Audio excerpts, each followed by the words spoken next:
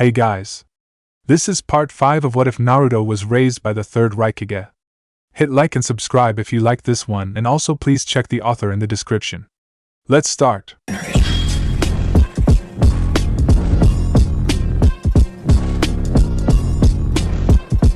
Chapter 18, Preliminary Rounds. En sighed, as he leaned against the railing. He was currently on a balcony that connected to his room.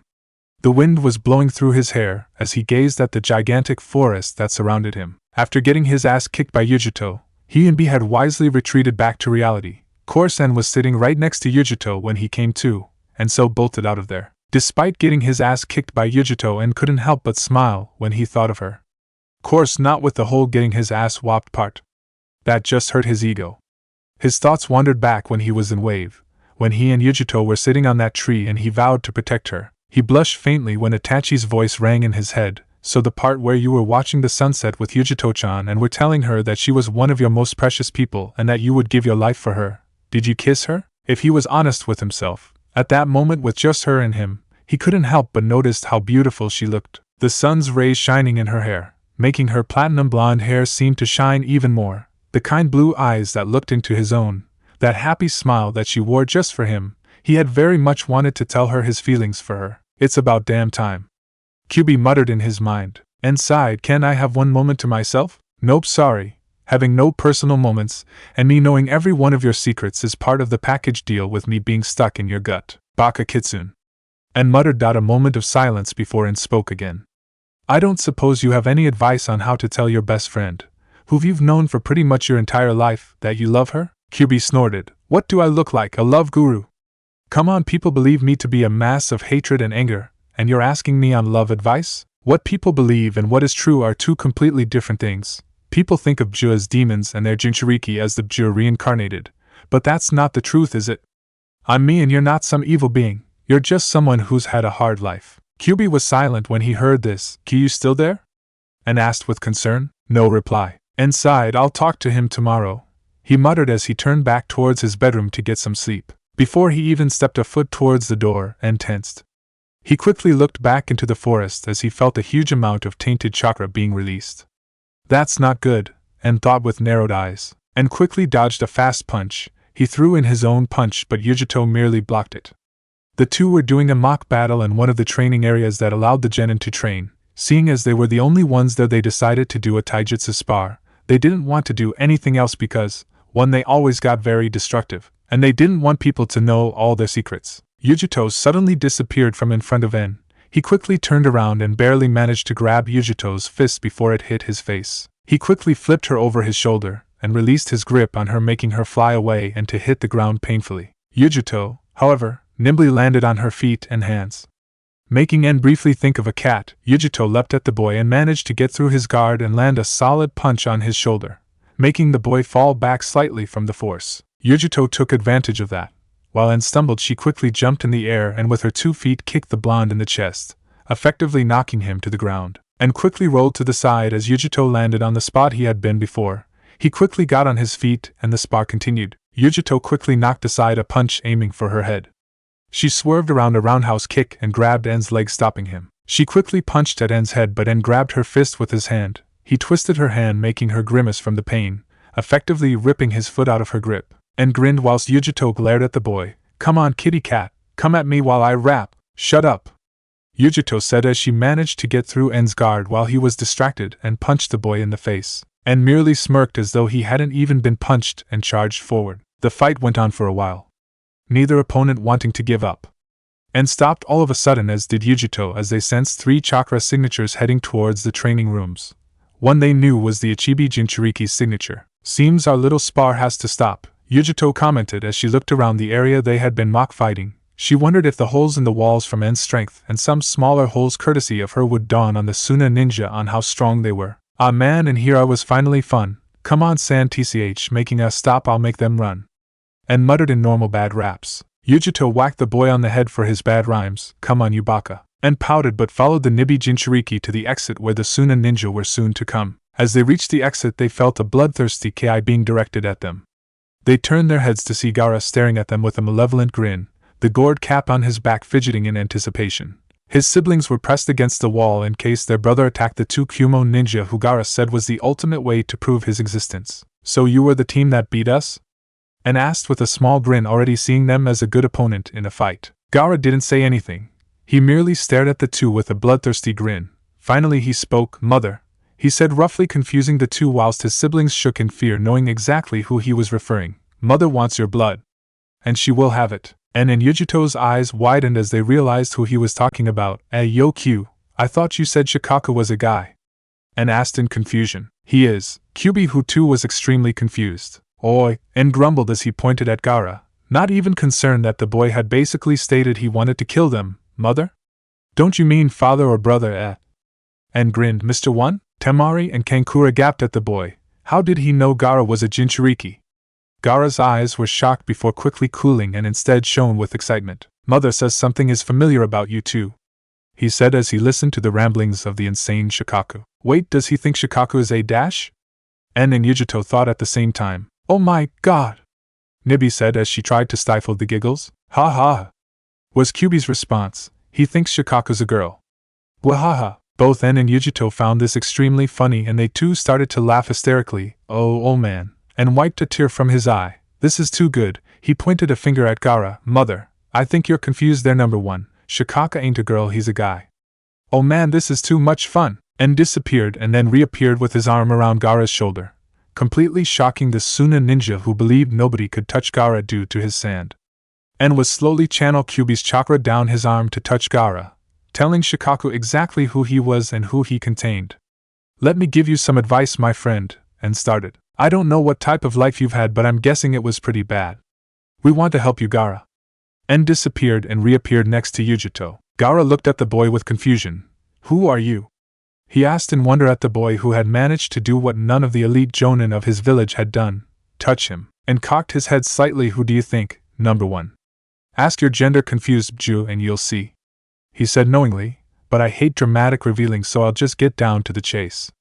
He smirked. "Number 9 and Miss 2, he bowed dramatically, "at your service." Gaara and his siblings' eyes widened. They all realized that they were speaking to the contained of the most powerful Bju and the Two Tails, a Bju even more powerful than Gaara's. Gaara looked at them with surprise and deep down in his teal eyes happiness. "We'd rather not have you guys going around announcing it, we'll know," Yugito threatened, and nodded. "Don't tell anyone, not your father, your sensei, or even your granny. Stay out of our way and we'll stay out of yours," he said in a serious tone before he and Yugito walked away. The three Suna ninja were silent. Kankuro and Temari looked terrified whilst Gaara looked thoughtful. "We have to tell Baki-sensei," Kankuro finally managed out with Temari nodding. "No." The two looked at the redhead, but Gaara. "They could ruin everything," Kankuro sputtered out. Kankuro suddenly found himself pinned to the wall encased by Gaara's sand. "Gaara!" Temari yelled in fright. "We will not tell Baki. We will not tell the higher-ups. And we will defiantly not tell the Kage." Gaara spat out. It was obvious by his tone on how much he hated his father, even refusing to call him father. "We will say nothing," he stated. Kankuro was chalking slightly due to the sand pressing against his neck but managed to croak out, "All right, Gaara. We promise we won't." Temari pleaded in hopes that her little brother will let his older brother go. A pause. Then all of a sudden Gaara's sand rushed back into his gourd. Kankuro fell to the ground gasping for breath. He shuddered when Gaara's cold gaze looked upon him. Gaara then calmly walked into the training area, his siblings warily following him. Gaara immediately took in the different size holes that littered the area. "They are strong, physically at least," he mused. "Kill them," a familiar demented voice echoed through Gaara's head, making the boy gasp and clutch his head in pain. "Make them suffer, make them bleed," the voice said. "Give in to our thirst. Let our sand be stained with the blood of our enemies." "But they are the same as me," Gaara said confused. A deep snarl was the reply. "Foolish boy. Do you honestly trust them? They are the same as the rest. They want to kill you, Gaara. They are the same as the villagers, the shinobi. And your father." "No, that's not true," Gaara whispered out vocally. His siblings edged even further away from him as the sand around him started to twitch. "It is. The only difference is that they can actually kill you. That boy holds Kyuubi, the strongest Bju, and the girl holds that damned Nibi, who is also stronger than me. But that makes them cocky. You can kill them, Gaara. Do you want those two to hurt me? Your own mother?" Shikaku's voice cooed insanely in Gaara's head. "No!" Gaara gasped, as he couldn't bear the mere thought of his mother being hurt. No, I won't let them. Remember your name. Gaara. A monster who loves only himself. A monster who cares for no one but himself. A monster who rejoices in killing and spilling a person's blood on the golden sand. That is what you are. Yes, Gaara finally said with the same bloodthirsty tone his mother used. Yes, I will fight Yotsuki and Yugito. He began to chuckle. And then I will kill them. A day passed by as people slowly entered the tower. Team B had come soon after N and Yugito's confrontation with Gaara. Soon enough the second exam ended, with Team Kakashi and Kabuto's team coming in at the last second. Finally the remaining genin were accounted for, and as they were led to a large arena-like room, much like one of the training arenas scattered around the tower but were much smaller, the genin were greeted with the sight of their respective sensei, an unknown Konoha ninja who looked rather pale and sickly, and the third Hokage, and was slightly surprised to see all of the so-called Konoha rookies were here. Maybe they aren't that weak, he mused. He also noticed that out of all the 100 of genin teams that were in the first exam, only one team from Suna, which he expected given that Gaara was a Jinchuuriki, 2 teams from Kumo, and the 5 Konoha teams. The third Hokage looked at the collection of genin with a small smile. He was happy to know that the graduating class of this year had shown their promise, and had gotten so far. The will of fire burns great within them, he thought with a chuckle. He then inspected En's team. His smile widened as he saw En conversing with his teammates enthusiastically. He may have your looks, Minato, but he seems to have Kushina's attitude, and probably her temper. He thought warmly as he could see his successor and his wife within their son, despite his upbringing in a different land. He stepped forward and then explained to the teams on what the Chunin exams were really about. A substitute for war and a way to show the power of the nation the genin hailed from. If the genin won or at least showed their power was greater than another land's genin, then that country would most likely receive more missions from wealthy nobles, clients, and even daimyos who didn't have a ninja village. The sickly jonin stepped forward once the third finished his speech and introduced him as Gecko Hate, whom was the proctor for the rounds. He explained that since there were too many genin who passed the exams, they would have to fight each other to lower the numbers. Whoever won went on to the finals, whilst the losers had to try again in 2 years. All the genin and jonin headed up to the railings that were above the area. All eyes were watching the sorting machine, which decided their opponents. Finally the names stopped to show 2 names, Uchiha Sasuke vs. Yoroi, said Genin's eyes narrowed as they headed down the steps. Yoroi was one of Kabuto's teammates with black sunglasses and his entire face was covered by a purple cloth. Jez, what's with that team with glasses and purple? And wondered as Yoroi, the other guy, and Kabuto both had some sort of glasses and were decked entirely in purple, and also noted the scratches that littered Sasuke's body along with his ragged breathing, seeing as he had only just come out of the forest right before it ended. En's eyes narrowed as he saw some sort of black dot on his shoulder. Since he was too far away he couldn't entirely see what it was. En sniggered, looks like someone's got a hickey. I don't think it's that kid, can't you feel it? Kyuubi spoke, that dark chakra that resides in the area, the kid is a genin. There's no way he can have such darkness. Then again, he is an Uchiha. He snarled out with hatred, and cocked an eyebrow. What's up with you and Uchihas? You act like they killed your mother or something. He asked the great Juz whenever someone spoke about an Uchiha or the Sharingan. Kyuubi would get extremely pissed off and would rant for a whole day on those bastard Uchihas and their damnable leader. He never exactly explained why he hated them, but En wisely didn't pressure the fox. The only Uchiha that Kyuubi seemed to like was Itachi, and that was only because he was apparently different from his clan. He, to quote the fox, didn't bear the curse. Whatever that meant. Sasuke and Yoro were standing off from each other. Sasuke was swaying slightly from exhaustion. Hade declared the match to begin. Yoro rushed towards the emo Uchiha with surprising speed, his hand glowing blue with chakra. Before Sasuke could even react, he cried out in pain as Yoroi's hand grabbed his forehead. Yoroi quickly pushed the Uchiha to the ground, something that was easy for the rested genin. Sasuke was twitching slightly as the hand was still grabbing his forehead. What is this? Sasuke thought as he felt his already dwindled chakra deplete. MIC chakra, he croaked out. Orochimaru, who was disguised as a jonin from sound who was either a man or a woman it was hard to tell, smirked. It seems Yoroi's peculiar ability has given him a great advantage, he mused as Yoroi had the ability to drain chakra. Seems like he's going to lose, Yugito stated as they along with everyone else watched as Yoroi drained Sasuke's chakra and said Uchiha grew weaker and weaker. Don't count him out, Ko advised as he leaned against the railing. He's the loyal Uchiha of Konoha, the one who will bring back the greatness of the Uchiha clan, who is claimed by the villagers to be their next Hokage, he said sarcastically. He no doubt has to have some power. I don't think he's a weakling. Something isn't right. He scowled. This is bad though. If he loses, then we will fail the mission. We have to beat him in the finals. And suddenly smirked. Team B, who had come over near them, felt a chill run down their spines when they saw the fox-like smirk. He's going to do something, isn't he? Omoi questioned as he fiddled with the lollipop in his mouth. Most likely, Samui agreed, and leaned over the rails so he had a clear view. Or Uchiha. He called, "Where's that so-called Uchiha superiority?" He asked, still grinning. "Seems people were wrong about you, weakling." Sasuke's eyes narrowed in anger. "I am not a weakling," he yelled as he kicked Yoro off of him and got into a fighting stance, and leaned back with a smug grin. "There we go," he said happily. "You really are something else, Karui muttered. Yoroi smirked under his mask as he saw Sasuke, despite kicking him off him, was still weakened. His eyes widened in shock when Sasuke suddenly vanished. "Where'd you go, Gra?" he choked out as Sasuke suddenly appeared underneath him, and kicked him with all of his might into the air. Yoroi soared into the air while Sasuke twisted so he was on his hands and feet, before quickly jumping into the air and appeared by Yoroi. "That's..." Lee and Guy exclaimed in shock at the same time when they saw the familiar move, Lee's technique. He must have copied it during their fight. Guy thought frantically. "This is a new technique," Sasuke said in Yoroi's ear. He placed his hand on Yoroi's back. Yoroi, who realized what he was going to do, gasped. The dancing Lee's shadow. Down below them the Konoha genin were looking up at the two with open mouths. Orochimaru smirked seeing the display of power that Sasuke was showing. "Eat this," Sasuke said, but before Yoroi could eat this, Sasuke's curse mark glowed orange and pulsed. "Ga!" Sasuke cried as he coughed up blood and cringed even in midair, and looked at Yugito. "Hey, shouldn't they have come down by now?"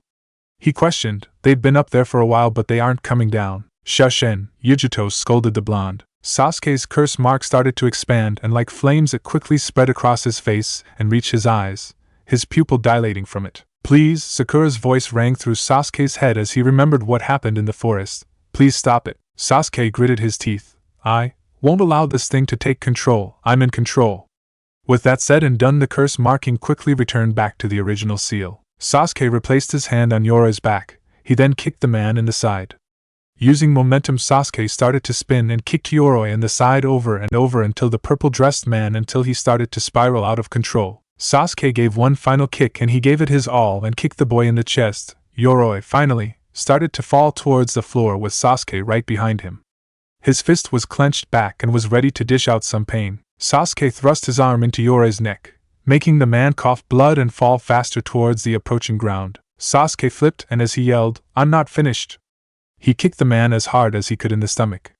Lion's barrage! Yoroi didn't even have to cry out in pain as he slammed into the concrete ground, causing a small crater appeared from the force. Sasuke hit the ground but didn't seem injured as he slid across the floor. Yoroi, however, was twitching in pain with blood staining his shirt. The arena was silent with everyone holding their breaths as they saw the collapsed figures as the fight came down to its final moments. Hei took one look at the bloodied and unconscious Yoroi and then at the barely conscious Sasuke. After a few moments' decision he finally spoke, "Winner, Uchiha Sasuke." As soon as Hei said it, Kakashi appeared next to Sasuke.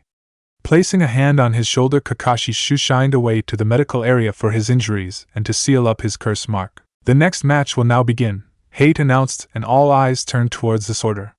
Finally 2 names came up. Inuzuka Kiba vs. Ni Yugito. "You're up, Yugito," Ko said as he glanced at his teammate before looking at her opponent who seemed rather cocky. Oh man, Oma muttered nervously. "What if this guy is actually a Jonin and kills Yugito? Then En and all of us will get so angry we will attack him. But then all the Konoha Genin and Jonin will attack us as well along with the Hokage. B-sensei and Dari-senpai will help back us up, but the Hokage has an ace up his sleeve. He has some sort of super complex mind control seal, which he uses on B-sensei, En, and Yugito before killing the rest of us. Then they have no choice but to be ordered to attack Kumogakure and have to fight their friends and family, but A-sama and Raikage-sama weren't able to face, much less kill their son/brother, and Yugito, and fall in battle. Then the Hokage will make them release their Bujou, effectively annihilating Kumogakure." He finished and took a deep breath from his long and fast ramble. Everyone around him sweat dropped. "Thanks for your words of encouragement, Omoi," Yugito said before jumping off the railing and into the arena. Ko just stared at the dark-skinned boy before leaning towards En. "Where do you think he gets all those ideas?" he murmured in En's ear. En shrugged. "No idea, stay sharp, the match is about to start." When Kiba saw his name selected he grinned. Yahoo, it's my turn. Despite knowing that the girl he was to face was strong, thanks to Kabuto's cards, he always loved a fight against a strong opponent. He was going to go full out on her. Shame really, she's pretty hot, though she reeks of cat, he thought with a grin. Akamaru barked at his lifelong companion to pretty much say, don't underestimate her. I know Akamaru, man. Kiba jumped over the railing onto the arena and approached his waiting opponent. The second match will now begin. Inakuza Kiba of the Leaf vs.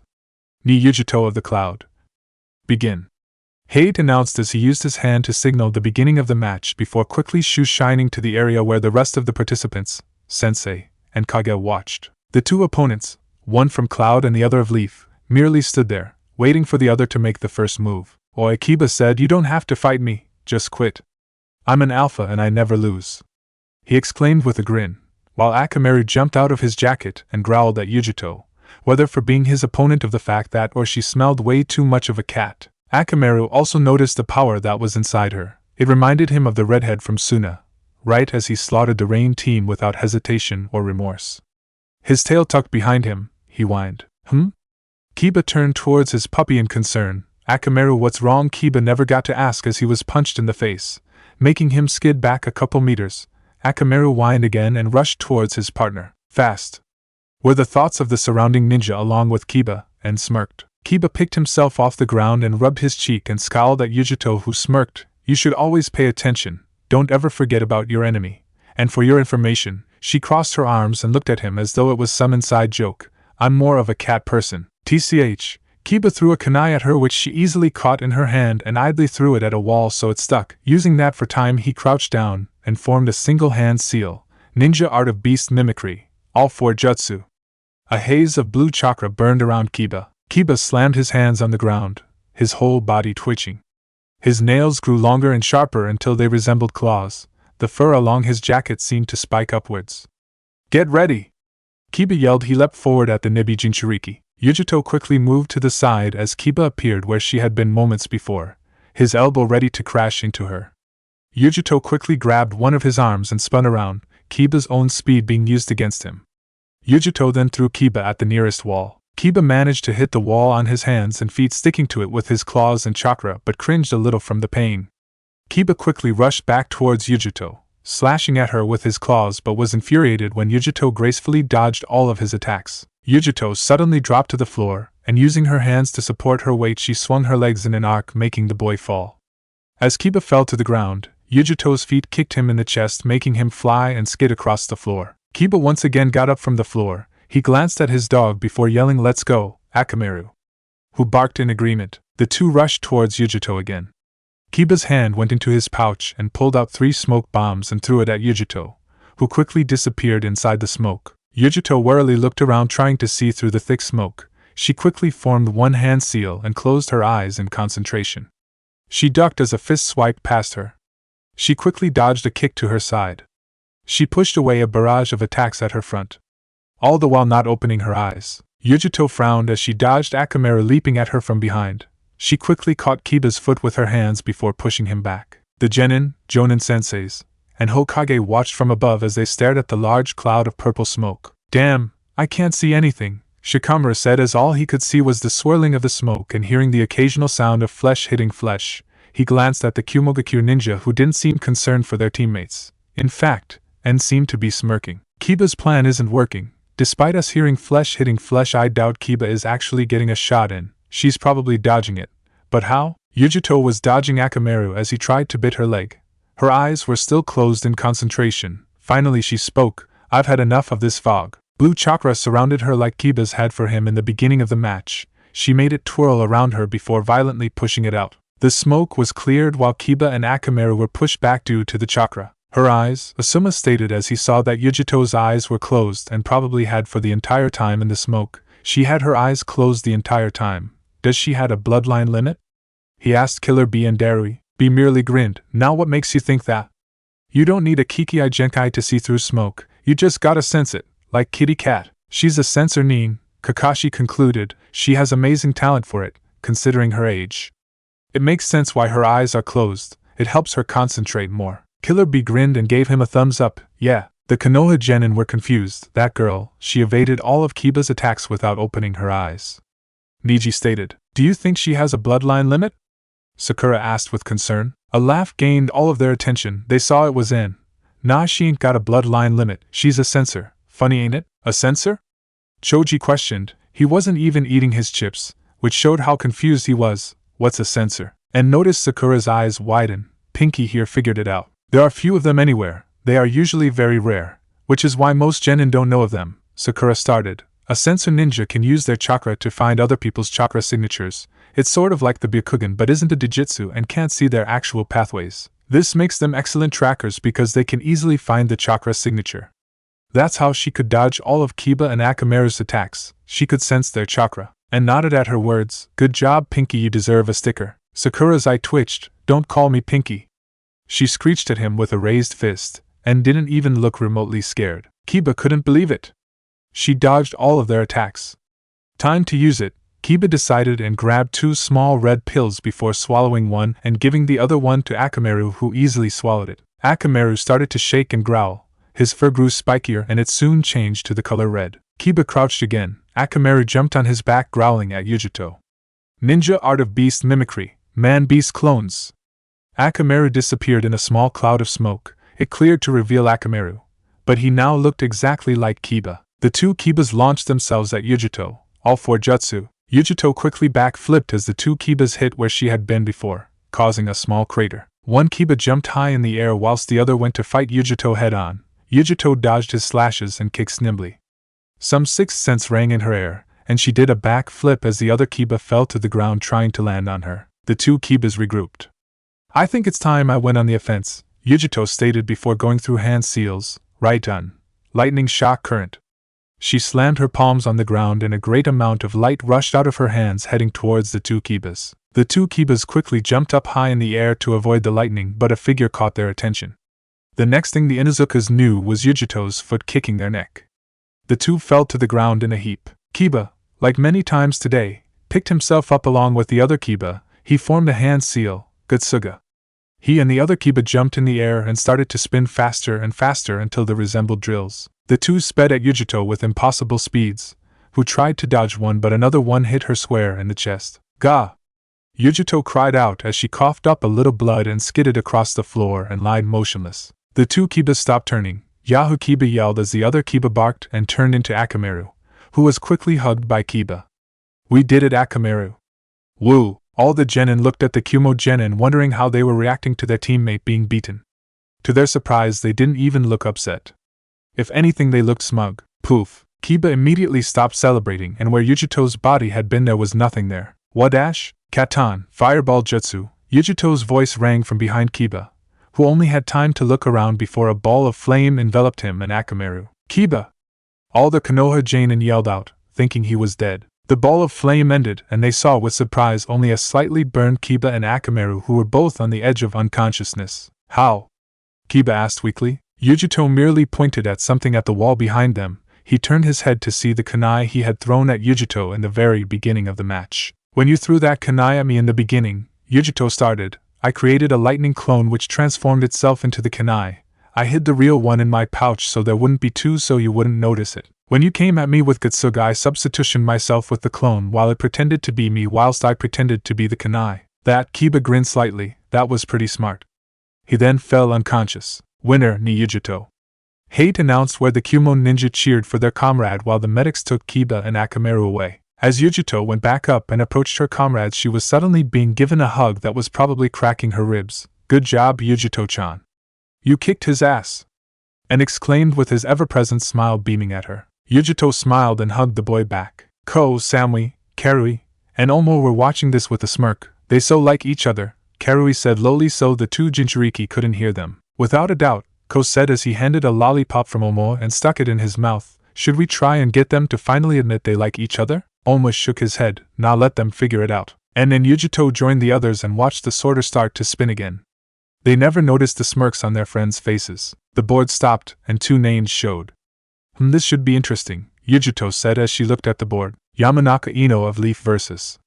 Samui of Cloud. Seems I get a fangirl, Samui commented with a small hint of irritation hidden in her tone. And snorted, this won't even be hard. He patted Samui on the back. Bad luck. He said kindly before he grinned, I would say good luck, but you don't need it. Samui didn't say anything but instead gave a frosty glare which made him sweat slightly in fear. She jumped over the railing and onto the arena and waited for her opponent to come down. When Ino saw her name being selected, she shook slightly in fear. Seeing Yugito defeat Kiba without even trying or even attacking most of the time, that along with learning on how powerful N was, she was wary of any of the Kumo ninja.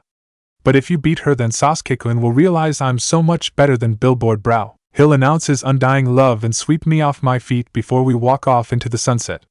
Ino thought as she daydreamed of her and Sasuke being together. Ino, Choji said, gaining the blonde's attention, you should get down there. Oh.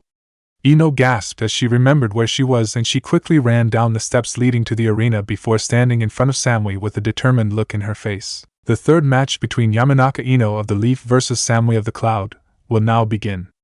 Hajime. Ino quickly threw a handful of shuriken at Samui as she quickly hopped backwards away from her. Samui barely moved as she dodged the shuriken, seeing how terrible Ino's aim was. Ino scowled. She was upset because of how Samui looked. It was obvious with her petite frame, small waist, and large assets that Samui was much prettier than her and would only get more beautiful as time passes. Ino had been going on a diet for years trying to get that body, even refusing to eat food so she could have that small frame. Yet even despite her efforts she didn't have it, and this girl did. Ino never got to finish as she felt a fist punch her in the head. She went out like a light. PHFT fangirl, Samui stated in annoyance. You shouldn't try and spend most of your time trying to look good just to impress a boy. You won't last long in our field if you are so weak. Either get rid of the fangirlness or quit being a shinobi. Even though Ino didn't hear it, she would hear it later when someone told her what Samui had said. This would help her later on get over trying to look and actually train. Whoa, Choji said in amazement as he watched Samui rejoin her companions while she beat Ino in like 5 seconds. Troublesome, was Shikamaru's reply. Geez, are all these Kumo ninjas super powerful? Troublesome. Yes, Samui. And cheered as she rejoined them and held up his fist where she fist bumped him with a small smile. You showed her how it's done. Man, these exams are so much fun. Yugito and the others smiled at En's rap. Yugito nudged her best friend as she pointed towards the board that had started picking names again. Hyuga Neji vs. Sai. 2 Konoha ninja against each other. Should be interesting, Samui said, where everyone nodded their heads in agreement. Neji and I. Hinata spoke softly whereas her cousin turned towards her. Be careful. Neji nodded before giving his cousin a soft smile. Of course. He hopped over the fence. 1. Oh, you're up, Sai, Sakura said as she looked at her pale teammates. The Hyuga prodigy, Danzo-sama, would be interested to know his skills. But he will want me to lose so the Hyuga can go on, Sai thought emotionlessly as he faced Neji. The 4th match will now begin. Hyuga Neji will fight against Sai. Hajime. Neji rushed forward, his palm glowing blue and the veins around his eyes bulging, showing that his Dijutsu was activated. He took a swipe at Sai's chest only for Sai to dodge it. Neji immediately went for Sai's leg, but Sai managed to knock aside his hands by hitting Neji's elbows so he never got hit. Sai continued to dodge Neji's lightning-fast palm attacks. There were a couple of close calls, but nothing hit the undercover root ninja. Sai quickly moved away from Neji, Neji following after him. As he fled, Sai quickly got a scroll from his pouch and started to draw on it. The matter of seconds it was done. Sai channeled chakra into the scroll before calmly saying, Super Beast imitating scroll. Larger than average lions burst out of the scroll and charged at Neji, who assumed a defensive stance in the gentle fist. Neji channeled more chakra into his fists as the first lion came near him. Dodging the animal's large and sharp-looking claws, Neji managed to place his palm directly on the lion's chest, causing it to explode in a shower of ink. Ink? En and Yugito thought while B looked at the pale boy with curiosity, seeing as B used ink as well. Oi Q, I thought only B could use ink? En questioned. It's the same but it's different, Kyuubi offered, which made En's sweat drop. Well, that's helpful you for a ball. Kyuubi growled in warning. I am the great Kyuubi no Yoko, a being who can create tsunamis, hurricanes, earthquakes with a flick of one tail. A being who has been alive since before even your father's grandfathers. I have an incredibly huge ego? En offered. Yes, hey, wait a minute, can we just get back to the subject? TCH, cheeky brat. Unlike B, this kid doesn't seem to actually produce ink. He uses ink he had gotten before battle and can only control it if it is in drawing. B, on the other hand, can easily create his own ink, but doesn't need drawings to aid him in battle. While En and Kyuubi were conversing, Neji quickly sidestepped another one of the lions. He quickly punched the second lion in the side, making it explode in ink like the first. 2 other lions, seeing the deaths of its pride members, roared in anger and rushed at the branch member. Neji quickly dodged a slash from one of Lion's claws and hit it in the paw, making it explode as well. He quickly rolled backwards as the other lions pounced on where he had been moments before. Before Neji could get to his feet, the lions attacked him. While Neji managed to not take any fatal damages, he had a large gash mark on his arm. Neji sank into a defensive stance and moved his hands so fast they were a blur. Each and every lion was hit and exploded into ink. Neji charged at Sai, who charged at him. Sai swung at Neji's face, which he dodged, and Neji aimed a palm at Sai's chest, but he moved backwards, making hit palm miss him by an inch. Neji's hand hit Sai's arm, which immediately began to lose its chakra. He is fast for a genin his age. Only a little more to find out more about him before I forfeit, Sai thought. Neji ducked and dodged Sai's punches and kicks. He hit Sai's leg. As he moved in for the final hit at Sai's chest, Sai's hand grabbed his arm and a kunai was at his neck. Nobody moved as they wondered what would happen next. I forfeit, said Sai, surprising everyone. What? Neji gasped out, the kunai still at his neck. But he has him, Karui said in disbelief. This guy. Something's not right, and thought with narrowed brows. Sai gave a fake smile. You hit my arm and leg. If there is another fight I have to do, then I will be at a severe disadvantage. So I forfeit. Winner Neji Hyuga. Hate announced as the two fighters left the arena and went back to join their teammates. Sakura immediately started to scream at Sai for forfeiting the match when he had it. Everyone turned their gazes back to the board, which had started once again. Sabuko no Gaara vs. Misumi. Oh man, Gaara's been getting more edgy as that girl Jinchuuriki's match ended. This can't end well, thought Kankuro, Temari, and their sensei Baki. Gaara-san shooshined down to the floor with a hungry look in his eyes. Misumi smirked arrogantly, seeing as how young the boy was he would easily be beaten. The fifth match will now begin. Sabuko no Gaara of the Sand vs. Misumi of the Leaf. Hajime. Hate announced. Misumi ran at Gaara and punched at his face.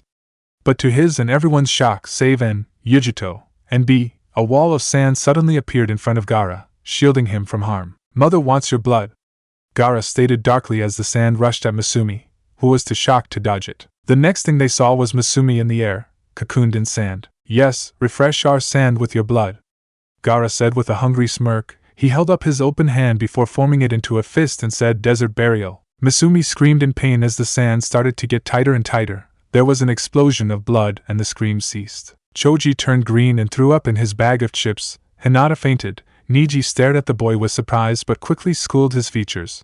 Lee gasped. Shikamaru stared in shock and horror. Karui's eyes narrowed, as did Samui and Omoi's. En and Yugito were shocked but weren't as surprised as the others. En took off his shades and looked at Gaara as he calmly walked back to them. Gaara stared at him and Yugito, who, to his surprise, didn't stare at him in fear or horror. He instead saw pity. Gaara's face contorted in confusion, wondering why they cared about him before Shikaka told him that they were trying to have him lower his guard by pretending to care. A group of assistants cleaned up the bloody floor. The board started to move again, as all the Konoha genin who had yet to go held their breath, finally realizing they could easily die if they were paired with a certain person. Haruno Sakura of the Leaf vs. Karui of the Cloud. Sakura gulped and trembled, seeing as she had just seen a very gruesome death at the hands of a foreign genin, not to mention how all the genin from Kumo seemed to be powerhouses compared to them. Karui groaned, No fair, why do I get Shirichi? She complained as she banged her head against the rail. Don't go too hard on her, just take her out fast without revealing your skills, Samui advised. PFT won't be hard, look at her. I bet if you breathe on her wrong she'd break into a million pieces, Karui scoffed. Try not to do that, Dad will make us catch Shirshir for the rest of our lives if we increase his paperwork because some dumb bimbo couldn't hold her own against one of us and people complain or something, and said with a shrug. But everyone, even Ko and Samui, who hid their emotions well compared to everyone else, shivered at the thought of catching Shirshir every day for the rest of their lives. Karui nodded and jumped over the railing and landed on the ground before walking towards the center of the ring. She tapped her foot on the ground impatiently as Sakura took the stairs. The sixth match will now begin, Hate said. Haruno Sakura vs. Karui of the Cloud. Hajime. No one moved. Karui just kept tapping her foot impatiently. Sakura was tense as she waited for Karui to attack her. Well? Karui suddenly asked. Sakura jolted when she spoke, making Karui and the Kumo ninja roll their eyes. Well, what? Sakura asked, confused. Karui spread her arms wide. I'm letting you have the first shot. Sakura's eyes widened. And why would you do that? I could easily defeat you. Karui burst out laughing. Hey, what's so funny? Sakura demanded as she glared pathetically at the laughing Karui. And nothing but, oh man, do you honestly think you can beat me? Karui asked. She wasn't being arrogant. In fact, she was being blunt. Sakura had no chance of beating her. It's funny because you have no chance against someone like me. Look at you. She waved her hand at Sakura with a bit of disgust. You're a fangirl. I bet you've never trained at all outside of team practices. You're pathetic. A weakling. Karui spat out. Instead of training when you have free time, you probably instead spend time putting on makeup and making sure your hair looks pretty. You only care about your looks and the guy you have an obsessional crush on. I barely know you two, but I can see that the emo asshole only sees you as a weakling. Karui said angrily. Shut up, Sakura screeched. Sasuke-kun doesn't see me that way. He loves me. No, he doesn't. He can barely tolerate you. You probably only joined the ninja ranks so you could follow him around like a love-struck puppy. Karui snapped at the girl. I, on the other hand, like Yugito and Samui, train my ass off every day. We don't care about our looks because we have better things to do instead of brushing our hair till it shines or putting on pounds of makeup. I bet you refuse to eat food because you're on a diet like that other fangirl Samui beat. If you actually trained as hard as us, you would find out quite quickly that you could actually eat more and still be in shape because of your training. I train so I can protect myself, my friends, my family, and my village. You, on the other hand, are a useless excuse of a kunoichi. Damn, Karui's going off on her, and muttered to Yugito. I agree with her. Yugito's face curled up slightly in disgust. She's an awful excuse of a kunoichi who gives the ones who actually try to train and become strong a bad name. TCH, shame I didn't get to fight her. I would have shredded her eyes out. She fumed, and wrapped his arm around her shoulders and brought her close to him. Hey, calm down now. Karui's probably going to kick her ass soon anyway, he said. Yugito blushed slightly as Zen hugged her closer. Inside her mind, Nibi was ecstatic. Kitten, he's hugging you. Take him now. She squealed. Nibi, we're in public and for the last time we are not dating. Yugito snapped at the perverted cat. Oh, you're such a party pooper. Yugito suddenly received a mental image of Nibi giving her the cutest kitty cat eyes known to man. Pleasey? Just grab his hand and take him back to your room, where you will tie him up and ride him all night. Nibi. Sakura trembled in anger, as this bitch dared insult her and Ino. Sure, they weren't friends anymore, but Sakura would always remember how Ino had been there for her when she was a kid. Shut up! She screamed, causing people to wince at the noise. You don't know anything. I'll beat you, you flat-chested wrench. Sakura felt pretty good for herself for coming up with that insult, so much she didn't notice Karui freeze, the other cloud ninja paling and looking ashen-faced. Oh no, and said a large amount of fear. She's done it now. Choji looked at him curiously. What did she do? He asked as he munched on chips, not the ones he barfed in, and seemed not to hear him. She could have been out quick and painless, but now. The leaf ninja leaned closer to hear what he was to say. She's going to be annihilated in the most painful fashion, and turned towards the other rookies. Never, ever, ever, call Karui. He whispered the next word very softly so Karui couldn't hear him, and kill him, flat-chested. Sakura, finally, noticed that something wasn't right. Karui's head was lowered so the shadows were cast over her eyes and was trembling with fury. Sakura nearly pissed her pants when Karui looked up. Karui's face was in a furious scowl and flames were burning like the pits of hell in her eyes. You!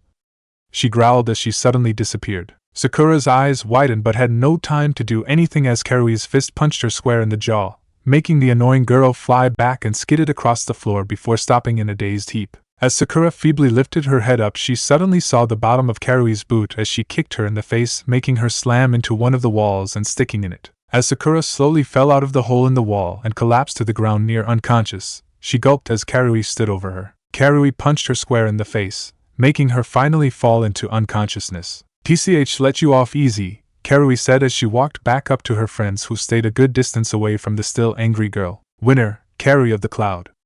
Hate announced with a small fit of coughs. Wow, that student of yours has quite the temper, Kakashi said as he looked at his Aika. Karui is like a hot-headed girl, but if you succeed in getting her enough angry then she'll make you scream in pain so much it'll make your blood curl. Killer Bee responded cheerfully. Your way of speaking in such flavorful rhymes is most youthful. Guy exclaimed, perhaps I too should participate in such a youthful way of talking. He said with a wide smile that sparkled as he gave Bee a thumbs up, who also grinned and gave the man a thumbs up, and suddenly felt extremely happy. Has another rapper joined our awesome ranks? And thought with joy while besides him Yugito shivered as she felt something cold crawl up her spine. In Kumogakure was training, which meant he was tearing apart trees and boulders like wet paper, when he suddenly froze as a chill crept up his spine. causing him to shudder in fear. Why do I feel like something awful is happening right now?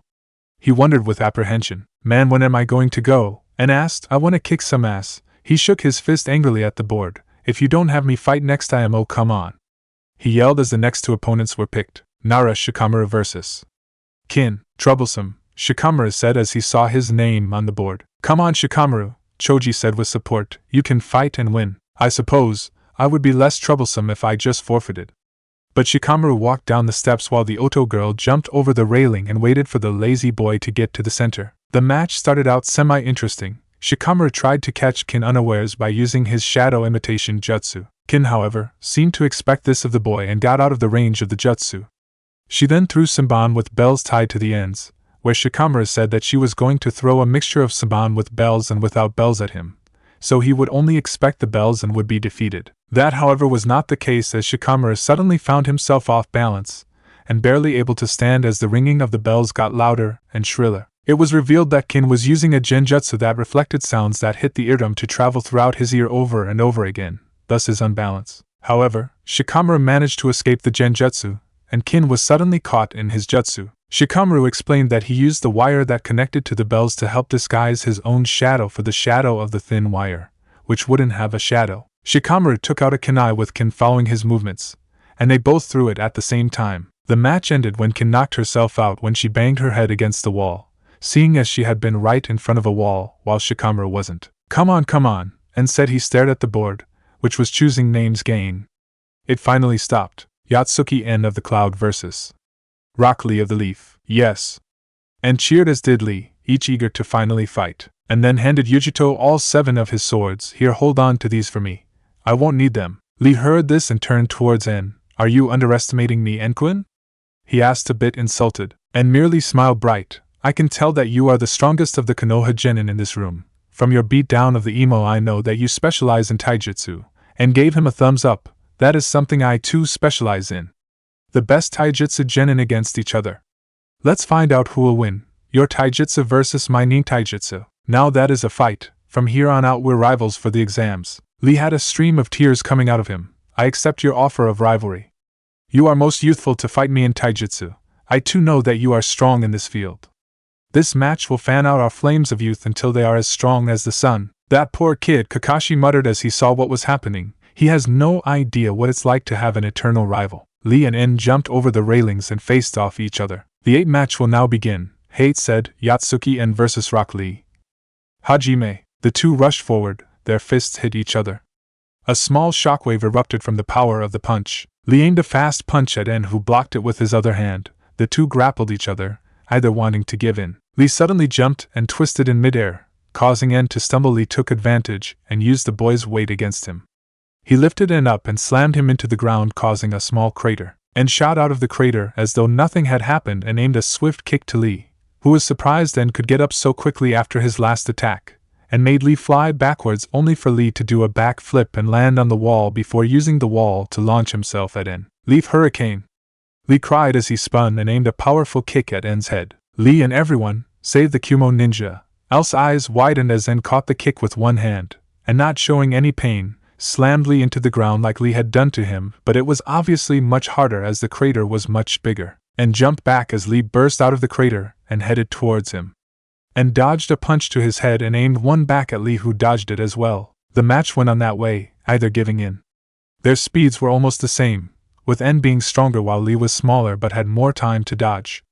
They moved so fast they were a blur to most of the genin watching them with all. Amazing, he's keeping up with Lee, Tenten exclaimed as she had never seen her teammate ever lose a fight in taijutsu. Your student and brother is most youthful, Guy said happily, but so too is my student. Get em, little bro. Show them how it goes in Kumo. Be cheered on his brother, and grinned. Time to show them my strength. Hee hee, this is going to be fun. Noah started to drive Lee back into a wall, hoping to pin him down. Lee felt his back press against the concrete wall. His eyes widening, he quickly jumped high into the air, which was a smart thing. A small spark of red lightning, barely noticeable, traveled through En's arm. En's fist connected with the wall. Immediately a large explosion and a cloud of dust appeared, with Lee still high up in the air. The dust cleared to show En's fist in the wall. There was also a large hole several feet deep and many feet wide, A person could spread out their arms and legs out, they wouldn't even brush the end. Incredible, Sakura gasped as Ino gasped as well. They had woken up and had come back into the arena in time to see the match begin. Sasuke was behind them looking at the hole with narrowed eyes. His strength, incredible for someone our age. Why do I not have this? Our favorite asshole thought in rage. What is he compared to me? I need it. I deserve it. I need it to avenge my clan and kill him. Kakashi dropped his book. Wow, he said. One hit with that and you're out. Your student is full of surprise, Darui-san, Killer B-san, Asuma said as he lit another cigarette. Oh, trust us, Darui said in a bored tone, but a small smile was on his face as he watched his student fight with pride. You ain't seen anything yet. B finished with a thumbs up. Lee landed back on the ground and stared at the crater with wide eyes before smiling. Yash. You must train hard every day to gain such strength. I too must become as strong as you, and if I cannot, then I will do 1 million push-ups, and if I cannot do that, then I will double it while having 3 concrete blocks on my back. And chuckled before disappearing and reappearing besides Lee, who couldn't dodge the kick fast enough but managed to move away with the kick so it didn't hurt as much. Lee jumped up high in the air and landed on the 2 hands forming a seal. He paused to catch his breath while trying to figure out a plan to defeat N. Lee. Guy yelled up towards his student, who looked at his older clone. Take them off. Lee's eyes widened as he realized what his mentor was talking about. But sensei, he protested, you told me I could never take them off unless someone precious to me was in danger. Guy grinned with a sparkle in his teeth. I will allow it this one time. Lee smiled brightly, and with obvious enthusiasm he slowly took something off his legs. N and the others instantly recognized them. Leg weights. A couple pounds taken off won't even the odds, Karui thought with a frown, as did some others. Those thoughts were immediately gone as Lee dropped the weights, and when they hit the ground and shook the whole arena and causing a huge explosion even bigger than N's attack. Everyone was staring with wide jaws. Man, B thought, is that kid somehow related to us or something? He defiantly knows the way to train. Oh yeah, and grinned. I see, you are holding back, Lee. Go Lee. Guy cheered for his student. Lee suddenly disappeared from the top of the hands. N's eyes widened as he quickly glanced around the room for him. He's not in front of me, so where? Behind. And thought as he quickly turned around only to be punched full in the face by Lee, and soared backwards but didn't have much time to do so when Lee appeared behind him again and kicked him in the back before disappearing again only to appear at N's right side and gave a nasty punch to the rib cage. Lee disappeared once again only to reappear above N spinning. He then fell quickly down to N and kicked him with all of his might at N's head, and fell to the ground and went through the ground, causing yet another crater to appear. Silence reigned the room as nobody dared breath, wondering if the match was over. Ow, and thought as he laid in the crater. He slowly moved his head up before noticing something glinting near his face. Looking closer, he saw with horror there were small red shards of glass littering the crater. He reached for his sunglasses and saw with horror they were snapped in two and cracked and shattered. The winner of this match's hate stopped as they all felt a large amount of killing intent coming from the hole. There was a black blur, and Lee was sent sailing backwards into a wall as N kicked him in the chest, and was holding his ruined sunglasses in one hand whilst the other was clenched in a fist. You! N growled as his eyes flared red for a brief moment. You ruined my shades! And suddenly reached for something under his pant legs and held them up for the world to see. They were lead weights, and threw them aside, and an explosion the size of Lee's erupted from the weight. He was holding back the entire time, thought the Konoha ninja in disbelief, and then took off his gold bracers and threw them aside as well. Another large explosion rivaling the others came from where the weight landed. Those bracers were weights as well. Lee thought in disbelief, still in the wall. Lee coughed up blood as N's fists suddenly found themselves hitting Lee's chest, making him go deeper into the wall. Lee quickly rushed out of the hole as N went back. He aimed a kick at N's chest. Lee's foot connected with N's chest. A moment passed with Lee's foot still on N's chest, but N didn't appear hurt, or even to move. No way! Ten and even Neji thought with wide eyes. He stopped Lee's attack, and didn't even seem to get hurt, and grabbed Lee's foot and channeled lighting up his leg, making him yell as a large amount of lighting surrounded the green-clad boy and electrocuting him, and threw him across the arena. Lee skidded across the floor, only barely managing to stay upright. His muscles were screaming in pain from N's last couple of hits and the lightning. It was only because of his strong willpower that he wasn't passed out cold on the floor. Even with my speed and strength, he's faster and stronger than me. He is truly a youthful person, to train even harder than me. Lee thought warmly, even though he was in pain. When this is over, no matter who wins or loses, we will be eternal rivals for the rest of our youthful lives. Lee! Guy yelled from across the arena, making everyone turn their attention to him. Use the gates. I believe in you. The gates? And wondered, where have I heard that before? Besides Guy, Kakashi gaped slightly at his eccentric friend Guy.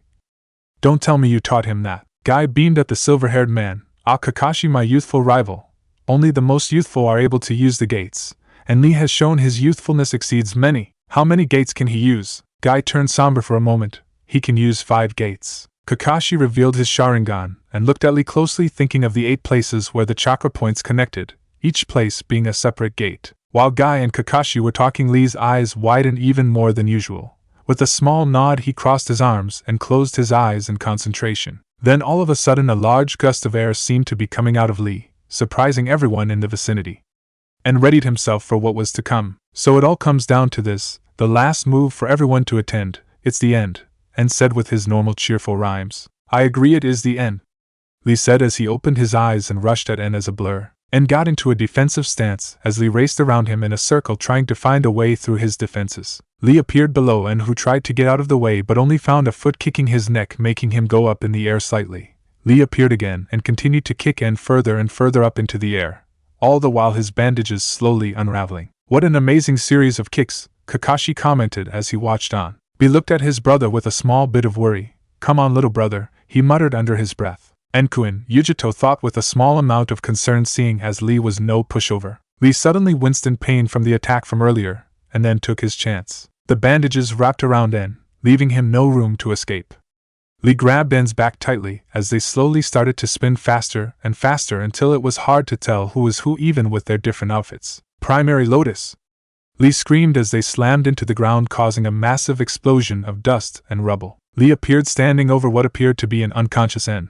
Lee was breathing raggedly, but a small smile formed on his face as he looked at his defeated opponent. Only 2 things were wrong. B and Yugito didn't seem upset that N had lost, and Kakashi was frowning, but no one noticed it. And then in a split second everything changed. N was holding up Lee him up high with his arms and covered in a thin layer of what appeared to be red lightning. Liger Bomb! N roared as he did one of his eldest brother's signature technique and slammed the Konoha Genin into the ground. His own strength being powered by his lighting, the ground exploded around him. The lightning died around N as he looked at Lee. With what appeared to be a lot of willpower, Lee slowly stood up and swayed slightly on his feet. What? Sakura gasped as she saw the collapsed Lee. How did he survive that jutsu? Guy looked just as confused, but seeing the knowing look of a certain perverted jonin, he asked him what he knew. It was when you prayed, Kakashi explained. When you prayed, so did Lee, right as he jerked back from pain. And took that time to coat himself in a small protective shield of lightning, which cradled him when he crashed into the ground, completely protecting him. But also, he thought grimly, the way he used the lightning, could it be that jutsu? Incredible, and thought with respect, even though I toned down my Liger Bomb so I didn't accidentally kill the guy, he can still get up afterwards. He is defiantly worthy of being a rival. Lee was in severe pain, but his stubbornness and willpower refused him to give in to the pain and collapse. He had gotten past that when he was younger. He was going to give this match his all, even if it killed him. Lee crossed his arms once again, only this time while the gusts of wind erupted from him, and somehow, there were leaves floating around him. Which honestly made no sense, seeing as they were in a large tower, made almost entirely made of concrete. Blue chakra appeared out of Lee, whose face seemed to be getting redder and redder the longer the jutsu went on. Lee's arms went to his sides, letting everyone see his more enlarged eyebrows, his red skin, and his pupilless eyes. Whoa, Karui said in disbelief as she felt the raw power coming out of Lee.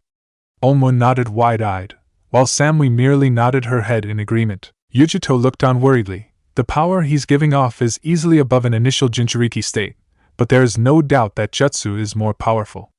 If his speed and strength increases, N will only have 2 options: his armor or our special chakra. But Reizanaji warned N not to use it, not only so he has an ace up his sleeve, but then people will see him even more as a threat, and will try to kill him before he can threaten them. Yeah. B thought, come on and kick his red ass all the way to Kumo. A green aura surrounded Lee. 3rd gate, Gate of Life, open! Lee yelled as the power surged through him. 4th gate, Gate of Pain, open! More power surged through the boy, causing rubble to swirl around him. Lee's foot barely grazed the ground. In a flash he disappeared. The only indication of his movement was the sudden trail of rubble that followed him. N's eyes widened as Lee suddenly appeared in front of him. He held up his arms in a cross as Lee's leg came down on him, and barely held it for a moment before Lee's leg slammed him into the ground. and quickly reached for something in his pouch. All around him smoke erupted from the smoke bomb, and fled the scene as he prepared himself. Dad's going to kill me, but I have to use it. And breathed deeply as he commanded his chakra to come out of him and turn into electricity.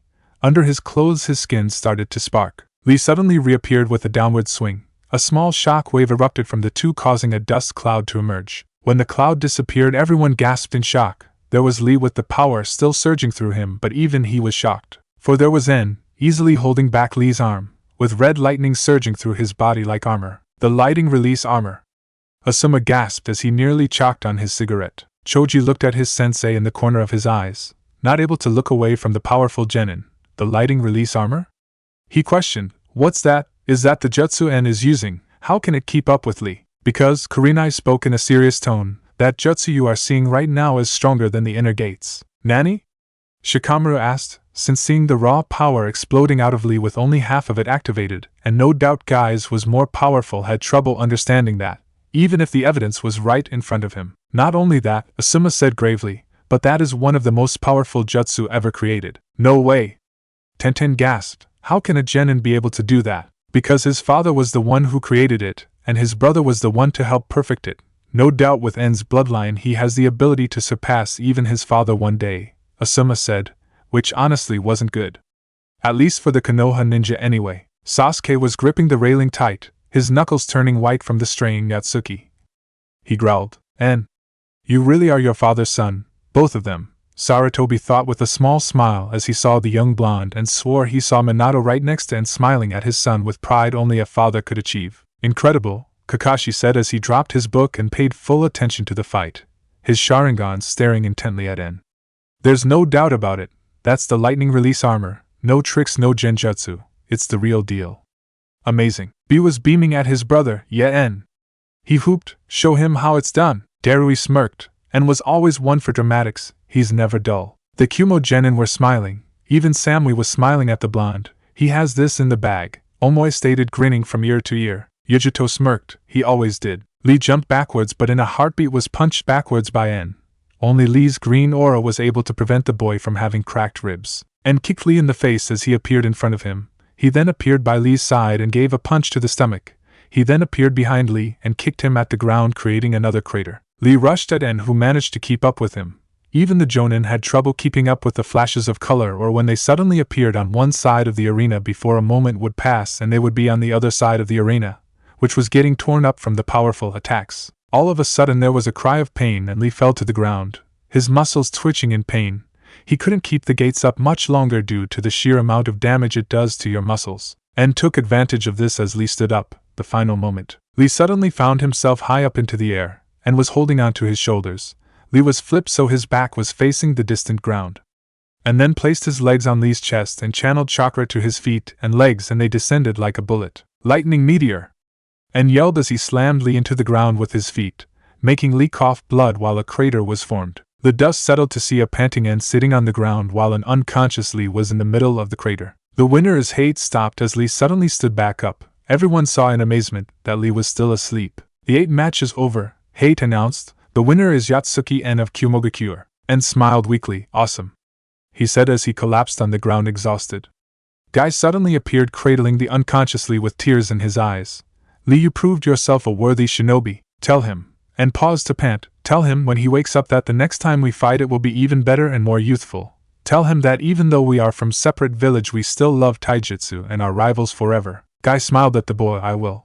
He disappeared in a shushin as he went to the medical bay. B lightning shushined towards his fallen brother, and slung him over his shoulder. "Good job, little nine. You sure did fight your best, man, the entire time you seemed to shine," he said cheerfully in his rhymes, and smiled weakly as B walked up the steps. He thanks Mr. 8.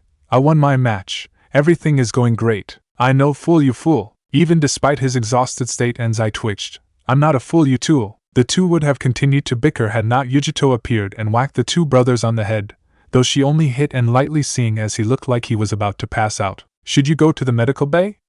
Yugito asked in concern for her best friend. En smiled weakly. "I'm fine, Yugito-chan. You know me, you can't keep me down. Here, at least take this." She offered him a food pill, which he quickly consumed and immediately started to feel better. Kyuubi was already working on his scratches and wounds he had received in his match. Once the repair crew repaired the arena, mind you it took a long time due to the numerous craters and all that stuff, the board started to move again as the few remaining genin waited to see if their names were to be chosen. Akimichi Choji vs. Dosu. Choji seemed to not want to fight, seeing the pure destruction in the last one, and knew he could not do that nor defeat someone like that. So Asuma bribed him with barbecue, which roused his interest, but it was Dosu who gave the final blow. He called him a fat ass. Choji immediately went down to the arena to fight Dosu, and seeing as he had seen Dosu fight, knew to keep his ears closed due to his special abilities. Ninja Art, Expansion Jutsu. And Choji suddenly looked like a huge ball. Choji's arms and legs went inside his clothes while chakra streamed out of it, as did Choji's head. Choji jumped into the air and started to spin, Human Boulder Jutsu, and raced towards Dosu. Dosu easily dodged the slow-moving Choji and managed to make him slam into a wall. Dosu plunged his hand into Choji's back. Dosu flicked a finger against his metal vambrace, and you could hear and see the ring of vibration that came from it. Choji yelled as he disappeared in a poof of smoke, only to appear laying on the ground with a dazed look in his eyes. The human body is made up of 70% water, and water is able to transmit sound waves. In fact, sound actually moves faster and further over water because of this. His whole body is like an ear, vulnerable. Hate thought. The winner of the 9th round is Kinyuda Dosu, Hate announced. Well, Oma said. That was anticlimactic. Samui finished for him. Ko nodded his head in agreement, and then counted his fingers. Most of us have already gone. Only 6 more genin are left, which means only 3 more matches left, and Omoi and Ko have to go. Hopefully we won't fight each other, Ko said, where the others agreed. The board went off again. It stopped once again for the 10th time. Oma of Cloud vs. Zaku of Sound. You're up, Oma, and said cheerfully, whereas Oma looked nervous and was no doubt rambling in his head. I don't think this match will be hard, Omoi, Ko said as he looked at Zaku, whose arms were in slings. Omoi nodded and jumped over the railing and waited for his opponent. When both opponents were ready, Hate spoke. The 10th match will now begin. Omoi of the Cloud vs. Zaku of the Sound. Hajime. The two faced each other off. You can't fight with broken hands. I would quit if I were you, Oma advised. Zaku smirked. For some reason this one still works. He then showed that his left arm wasn't broken even though it was trembling. Zaku rushed towards Oma with his arms stretched back. Oma blocked the fist with his shoulder. One arm won't be able to beat me, Oma said. Slicing sound wave. A large blast of air exploded around them. Zaku smirked, but it was quickly gone when he saw a sliced log where Omoi had been. Substitution, Zaku thought in alarm. Omoi suddenly appeared behind Zaku with his sword on Zaku's neck, making the Oto ninja freeze. Unknown to anyone, Zaku's supposed broken left arm face against Omoi. Ga!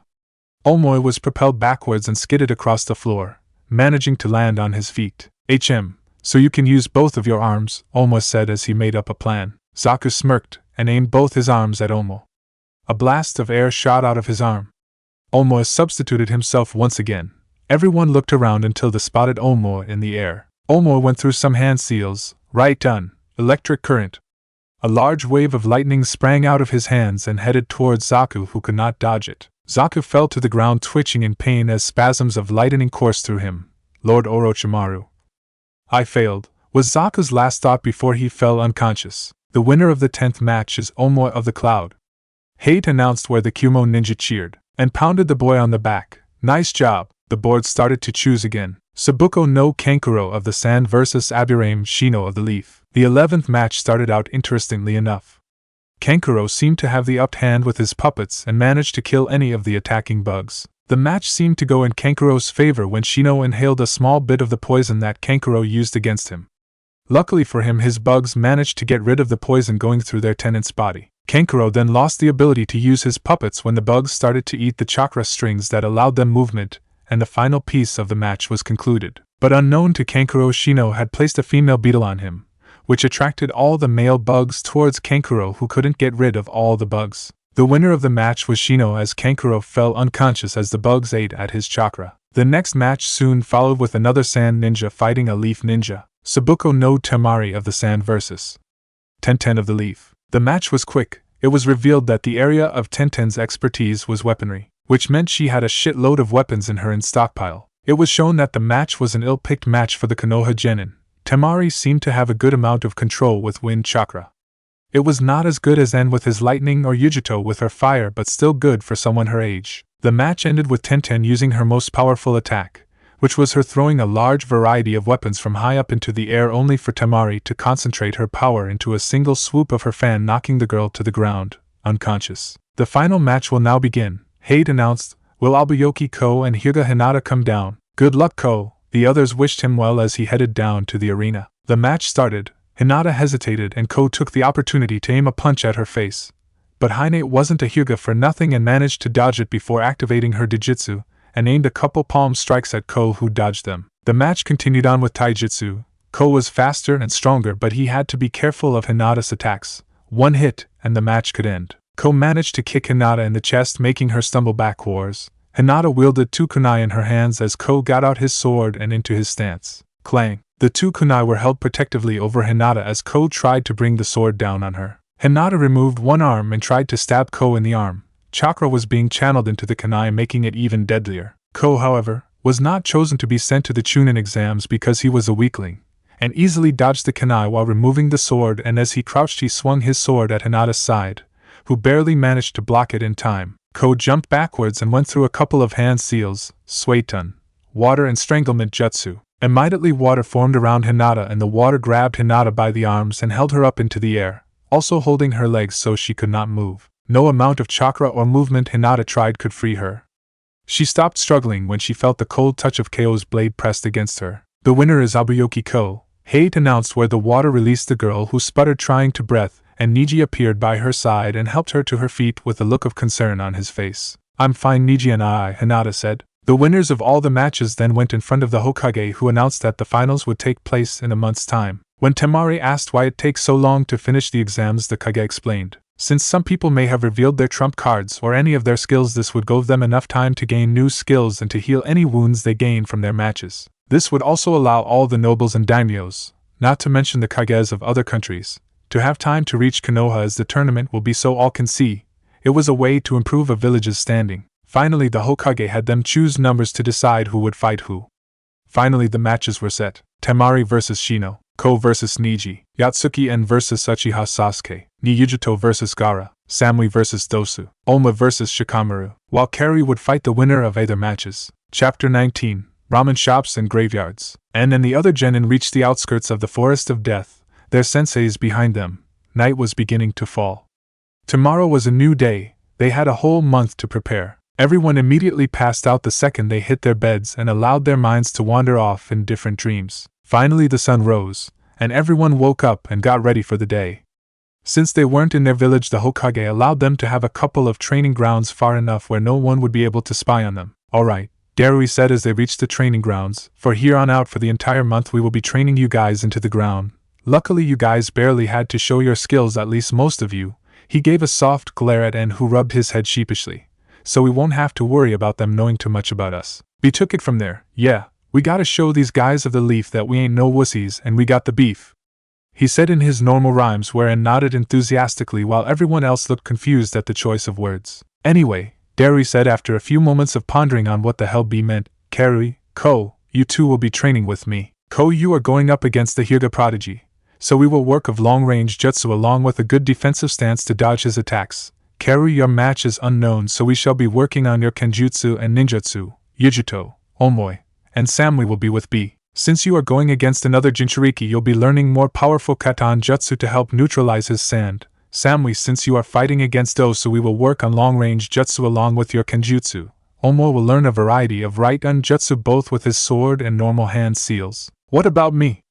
En questioned. You're with Migaki. A familiar voice rang from above them, showing that Jiraiya was leaning against a tree. Pervy Sage, what are you going to teach me? And asked with excitement, where Jiraiya had a tick mark on his face, and with a shushin appeared in front of En and whacked him on the head. I am not a pervert, he yelled, and looked at the man with a deadpan. Then what are you? Jiraiya made a Superman pose. I'm a super pervert, he exclaimed, making everyone's sweat drop. Whatever, Pervy Sage, and said, where Jiraiya deflated at his words. TCH, cheeky brat. Jiraiya grabbed the blonde by the ear and dragged him off towards the area he had chosen to train En in. Alright, Karui said, let's get to work. The genin nodded in determination. With En and Jiraiya. Alright brat, we're going to be working on your jutsu arsenal. Jiraiya declared as he looked at his pupil who looked excited. Awesome, I didn't know that you were a right-hand user, and said. I'm not, Jiraiya admitted and looked at him confused. I am a Katan and Doton user. But I'm a right-hand user, I can't use Katan or Doton. Jiraiya smiled knowingly. But have you actually tried? He asked. A ninja does not need to have a certain elemental chakra and not be able to use a different element. Sure, it's easier to learn if you were like your girlfriend whose chakra nature is fire, then your attacks would be more powerful and easier to learn, but even you can learn wind jutsu despite your elemental chakra is lightning. Who knows, maybe when you get older another elemental chakra will form. And was surprised to hear that he could have another elemental chakra later on. So much he didn't say anything about Jiraiya saying Yugito was his girlfriend. Since you're against the Uchiha, you have to be ready for him to use fire release. Every Uchiha is able to use it. And had a few flashbacks to one of the times he had spied on Itachi-sensei back when he was just a little kid and hadn't known the teen yet. He had never forgotten the power and control of the jutsu Itachi used. And he knew that he had even more powerful jutsu in his arsenal. We'll start out slow. Jiraiya formed a few hand seals. Katan, Phoenix Sage Fire. He exhaled and many small balls of fire come out of his mouth before hitting different targets, each outcome the same. The rocks melted and the trees burned from the heat of the fire. Suga! And exclaimed looking at the damage. The best thing about this jutsu is that you can control the balls of fire using your chakra. You can change their path in mid-flight so your opponents will have a harder time trying to dodge it. And whistled appreciatively. That'll come in handy, he said, already thinking of him storming a castle to fight an evil villain and being surrounded by thousands of evil warriors and using the jutsu to completely annihilating them without even raising a finger. Of course you still need to learn the jutsu, Jiraiya said, bringing En back to reality. Yash! En yelled as he clenched his fists ready for the training. Jiraiya showed En the hand seals until En memorized it completely. Katan, Phoenix Sage Fire. He exhaled and a small stream of fire barely an inch long came from his mouth and hung in the air for a moment before disappearing. Jiraiya hid his snigger behind his hand. When En glared at the perv, he looked at the boy innocently. It was good, he said as he failed to hide the snort. En ignored the pervert and went through the hand seals again. Katan, Phoenix Sage Fire. A small ball of fire barely the size of a marble came from his mouth. Well, at least you can light candles now, Jiraiya said positively. He then dodged a lightning-enhanced fist as En tried to punch him. You're breaking my focus, he whined as he went through the hand seals. Meanwhile, on some sort of cliff, Hatake Kakashi was climbing up a large cliff with one hand tied behind his back. As he climbed up, he grunted as he launched himself upwards. Must be getting old, he muttered, and before long he reached the top of the cliff. He wasn't the only one there. Oh, so you're here already? Uchiha Sasuke grunted as he looked at his sensei. Kakashi looked at his student with a serious look in his single eye. We need to get you ready for your fight. You have a serious opponent who is without a doubt the most powerful genin there. Humph, it doesn't matter, I'm an Uchiha, and he will fall like all the others that challenged my clan, Sasuke scoffed. But you are forgetting that this kid comes from a powerful clan as well, Kakashi told his arrogant student. TCH. Sasuke, this kid isn't a weakling, he beat Lee. And, as I'm sure you remember, Lee beat you with ease, Kakashi said, where Sasuke glared at a small piece of rock knowing that his sensei was right. Now from what we've seen, En has amazing control over lightning. He's even better at it than I was when he was my age, and I was a jonin during the war, he said with a small bit of respect in his voice. Luckily you two have a lightning element, but we obviously can't get you to his skill set in a mere month. That'd take years from what I've seen. Sasuke gritted his teeth. Just tell me what you're going to teach me, he snapped as his teacher. Kakashi smiled at his broody student. Calm down. We are going to work on your speed. You won't last a second against En if you don't increase your speed, seeing as Lee beat you easily as you are now. And the other? Sasuke asked gruffly as he didn't want to be reminded on how easily a nobody beat him. I'm going to teach you my own original jutsu, along with some other things. Sunset. Yugito raised an eyebrow as she saw En emerge from the underbrush with Jiraiya. The reason for this was because En seemed to be covered in soot and his jacket and pants were scorched. Even his hair had soot, and some pieces of it looked like it had burned off. When En saw Yugito's questioning look, he shrugged it off wordlessly, telling her that it was not important. Yugito nodded her head. It wasn't that uncommon for En to suddenly appear as though he had gotten out of a war zone. A couple of burns weren't that concerning. Jiraiya had probably been throwing fire jutsu at him so he can dodge any of the Uchiha's fire attacks and must have gotten hit by one. In reality, En had accidentally caught himself a fire and had run around the clearing in terror before jumping into a small pond. Jiraiya still couldn't look at the kid in the face without bursting out in laughter. Jiraiya bid them good day as they reached the outskirts of the village. There was no need for people to see Jiraiya of the Sannin coming out of the Kumo ninjas' temporary training areas. "I'm so hungry!"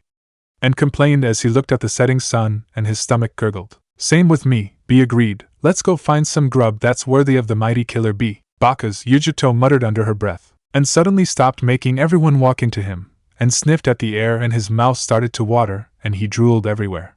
Before anyone could ask, he had bolted so fast that the ninja didn't have time to react. "And get back here, you're going to get lost!" Yugito yelled as she ran after her friend. Dari sighed, "Let's go get them," and they ran off to catch up with the two Jinchuuriki, and was pelting through the crowds of Konoha chasing after the smell. He finally reached the source. It was a small shop, much like all the other lining the street. With a cloth wall, it had no door, and the mouth-watering scent seeped through the street, flooding it with a warm and delicious smell. The name is what caught En's attention. "Ichiraku Ramen! Ramen!" En yelled in joy as he quickly entered the shop and sat down at a stool. "Welcome!" A man's voice rang from behind the stove as the cook took a look at the newcomer. He saw the headband. "Oh, so you must be one of those Kumo genin here for the finals, eh?" And merely grinned. "Name's Yatsuki En." The man laughed at the boy's eagerness. "Name's Ichiraku Tuchi." He greeted in return. "I assume you want some ramen?" And nodded frantically. "I'll have 10 bowls of the beef and 7 bowls of the chicken." Tuchi's eyes widened at the large amount of food. "Are you going to have friends come and eat with you?" he asked curiously, and shook his head. "This is all for me." He started to drool. "I love ramen." Tuchi laughed warmly at the interesting blonde. "All right, 17 bowls of ramen coming right up." He turned back to the stove while a young woman came out from the back and helped Tuchi, who he later found out was her father, and her name was Ayam, make En's ramen. Suddenly En sensed a presence and turned around to see an irate Yugito looking at the boy with a twitching eyebrow. "I finally found you. Don't go running off in an unknown village, baka," and shrank away from Yugito's glare. Luckily for the Kyuubi Jinchuuriki, Ayam served En several bowls of beef ramen, who then promptly ignored the Nibi Jinchuuriki and instead focused on his bowl of steaming ramen. He took a tentative taste and paused. Yugito and the Ichirakas looked at the blank gaze in En's eyes before blinking back as they were temporarily blinded from the stars shining in En's eyes. "It's so good," he cried with tears of joy as he quickly consumed 2 bowls of ramen in the matter of seconds, and quickly finished the other 3 bowls of ramen, and didn't even seem to chew. He just inhaled it all. When En ran out of ramen, he gazed at the empty bowls of ramen with a blank stare before glancing at Ayam. The next thing that happened was En disappearing from his stool and was kneeling in front of Ayam, holding her hand with both of his face shining with adoration, while Ayam blushed, not understanding what was going on. "Will you marry me?" En gushed out as he held her hands even tighter, while everyone gaped at the blonde while Ayam's blush turned even brighter. "And Nanny?" she stuttered out. "Nanny!" Yugito yelled at her teammate, angry at his antics. And a small piece of her felt jealousy, but she ignored her feelings and instead looked at the weird scene. "I said, will you marry me?" En repeated as he somehow brought out a box to reveal a wedding ring. "Where the hell did you get a wedding ring?" Yugito demanded, and looked at his friend with a grin. "Why would you not carry a wedding ring around with you?" he asked, as though that was a completely normal question. Yugito face-palmed. "En, you idiot, what's going on?" Omoi asked as he and the others entered the extremely weird scene where everyone saw En kneeling in front of some woman holding up a wedding ring. "En's getting married," Yugito snapped out as she glared at the blonde, where everyone looked at the boy in disbelief. "Eh?" B questioned as he looked at the scene, confused. "Why do you want to marry me?" Ayam asked with her still blushing. "Your ramen is amazing, please come to Kumo. I beg you," En pleaded as he begged the waitress while her father was confused by the whole thing. Before Ayam could even respond, En yelped in pain as Yugito bonked him on the head and dragged him back to his seat by his ear. "Ow," En whined as he rubbed his head. "Please forgive my teammates, he's an idiot," Yugito explained, whereas En looked at her in slight anger. "It's alright," Ayam said, "though I'm surprised he thinks so highly of our food. He just really likes ramen." En started to drool again. "Ramen," Yugito bonked the boy on the head. "Oh, okay then." The dinner went on without further incident, and ate the most ramen with B trailing behind him, while everyone else ate only 1 to 2 bowls. Even they had to admit it was good ramen. Finally everyone finished their bowls, and had eaten around 30 of them by himself, and they bid a good night to the much wealthier ramen chefs before leaving to go back to the hotel. Tuchi chuckled as En promised he would come back every day, and he'd even bring his father, the Raikage, to eat here. Which he was happy about. A Kage eating here would mean good business. He then noticed Ayam looking at where En had stood moments before with a small blush. What's wrong, Ayam-chan?" he asked. "I was just thinking that, maybe," stuttered slightly. Maybe we should move to Kumogakure. Eh? Tucci dropped his ladle in surprise. Whatever for. And nothing, it's just. He was kinda cute. Tucci's good thoughts of N immediately vanished at his daughter's words, with rage only an overprotective father could hope for. He immediately thought of dark thoughts to keep the Kumo ninja away from his little girl. I still can't believe you asked her to marry you, Karui stated as she looked at the sheepish N. Hey, you know that was good ramen. It was some pretty good chow. When I took my first bite, all I could think of was wow. He rapped to the dark-skinned girl who punched the boy on the arm with a scowl on her face. Only you would profess your love to a ramen cook you just met, Kyuubi said with a sweat drop, and internally smirked. Like I said, that ramen was 10 out of 10.